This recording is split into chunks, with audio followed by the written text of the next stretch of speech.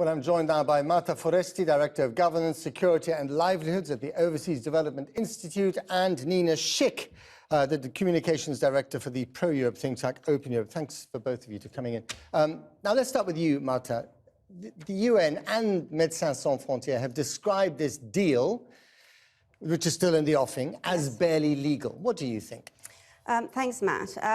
There are certainly very considerable legal concerns about the deal, as well as some moral ones about the realities of exchanging one refugees for euros for one for Syria. But perhaps what's worth highlighting here is that this deal is likely not to work. The evidence we've got, because the evidence we've got about how individuals, migrants, make decisions about leaving their own countries and leaving behind wars and poverty and all the other, and the lack of opportunities. What we found in our research is that that decision, once taken, is not easily changed by policies or border controls in Europe. The determination is high, and migrants are and refugees are prepared to take very significant risks to carry on their journey. So But what I heard over and over again in Brussels yesterday from politicians from various different countries was that, if you send a signal to refugees that they are welcome, they will come.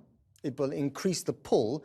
And if you send a very strong signal to them that the route is now closed, more will stay behind. You don't think that's the case? I don't think that's the case. I'm afraid these are, assumptions that are made in a lot of the current policy making in Europe. When we asked migrants and refugees about, what kind of information they trust and what kind of information they use that informs their decisions, we found that information's coming directly from European governments about making it difficult to make the journey made very, very little difference. What makes a difference is the networks you've got, knowledge that you can trust from your own families and friends, and that will not be affected in any way by this decision. And the evidence, time and time again, suggests that people who've made the decision to come will continue on their journey. Nina Schick, the reason that we had this deal at all yesterday in Brussels is essentially an outcrop of domestic German politics, Angela Merkel panicking. Well, it's fascinating, the politicking behind where we are right now. I mean, the European Council already had a draft deal agreed, and the purpose of that deal was to deter people from coming, so to return illegal economic migrants back to Turkey. Then Merkel met the Turkish PM on Sunday and said, no, we want to do this one for one. So everybody goes back to Turkey, including Syrian refugees, and for every Syrian refugee that arrives in Turkey, we're going to take one back to Europe. So this is very much a Merkel initiative. Why? Because she's still pushing for this idea of a European solution to solve the migration crisis. She is, of course, being flanked by the AfD, which is a right-wing party in Germany, very skeptical of the immigration. For Germany. Alternative for Deutschland, exactly. And she's fighting hard to show that there still can be a European solution. But something had to be done, didn't it? I mean, politically, this was just unfeasible in the long term. And actually, you might say it's amazing that Angela Merkel has stuck it out as long as she has.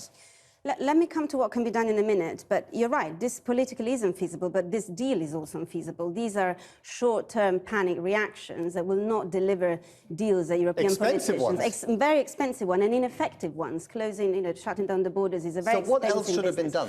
But the only possible solution in this current situation is for European countries to take collective action and decide to take a share. But they tried that over and over again in the last year. Of course, but that's the reality is that if they could agree that the numbers of refugees that are currently coming to Europe would be actually pretty easy to resettle and to deal with. As an analyst who's following EU politics, regardless of whether or not that's the morally correct decision or the most politically expedient decision, it's just not going to happen. The Visegrad 4, the Central and Eastern European countries will not do it. They've already launched a legal challenge to Europeans' migrant quotas. And of course, this crosses over into areas of national democracy and sovereignty. They will not accept a burden sharing of refugees.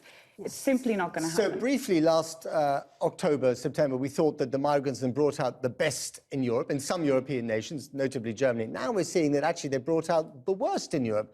Populist right-wing parties, sprouting left, right and centre. We had practically a neo-fascist party becoming the third biggest party in the Slovak parliament last weekend. What's going on? Well, I think, first of all, you need to start breaking down what it is. What is this migration crisis? Because although there are genuine refugees and people fleeing from war and persecution, there are also economic migrants. So the EU needs to start being better able to manage who are these constituent groups of people. And this is what they were actually trying to move towards before Merkel did the one-for-one proposal, which has completely muddied the waters again. And until you start breaking down the constituent parts of this element and seeing it as one huge crisis, you are not going to get any European unanimity. I can tell you, in all of my years of watching Europe, I have never seen the EU so divided on this. Okay, Marta, very briefly and finally from you, where do you see this heading, this crisis?